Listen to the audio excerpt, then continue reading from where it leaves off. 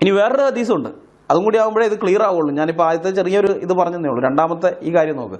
സ്വഹീഹ് മുസ്ലിം വാല്യം 3 ഭാഗം 33 ഹദീസ് നമ്പർ 94 ഇങ്ങനെയാണ്: നിങ്ങൾ ഖുർആനുമായി യാത്ര ചെയ്യരുത്, ശത്രു അത് കൈക്കലാക്കുന്നതിനെ കുറിച്ച് ഞാൻ നിർഭയനല്ല. അബൂ അയ്യൂബ് പറഞ്ഞു, ശത്രു അത് കൈവശപ്പെടുത്തി അതുമായി നിങ്ങളോട് തർക്കിക്കും. സ്വഹീഹ് മുസ്ലിം വാല്യം 3 ഭാഗം 33 ഹദീസ് നമ്പർ 94. ഇവിടെ മുഹമ്മദ് പറയുന്നത് കേട്ടോ, ശത്രുക്കൾ ഖുർആൻ കൈക്കലാക്കുന്നതിനെ കുറിച്ച് ഞാൻ നിർഭയനല്ല. എന്ന് വെച്ചാൽ ഖുർആൻ ശത്രുക്കളുടെ കയ്യിൽ അകപ്പെടുന്നത്, അല്ലെങ്കിൽ ശത്രുക്കൾ ഖുർആൻ കൈക്കലാക്കുന്നതിനെ കുറിച്ച് ഞാൻ ഭയപ്പെടുന്നു. ഖുർആൻ ശത്രുക്കളുടെ കയ്യിൽ അകപ്പെടുന്നതിൽ എനിക്ക് പേടിയുണ്ടെന്നാണ് മുഹമ്മദ് പറയുന്നത്. എന്താണ് ആ പേടിക്ക് കാരണം? ആ പേടിക്ക് കാരണമാണ് അബൂ അയ്യൂബ് പറഞ്ഞത്, ശത്രു അത് കൈവശപ്പെടുത്തി അതുമായി നിങ്ങളോട് തർക്കിക്കും. അതായത് ഖുർആൻ ശത്രുക്കളുടെ കയ്യിലെത്തിയാൽ അവരത് വായിച്ച് പഠിച്ച് അതിലുള്ള കാര്യം വെച്ച്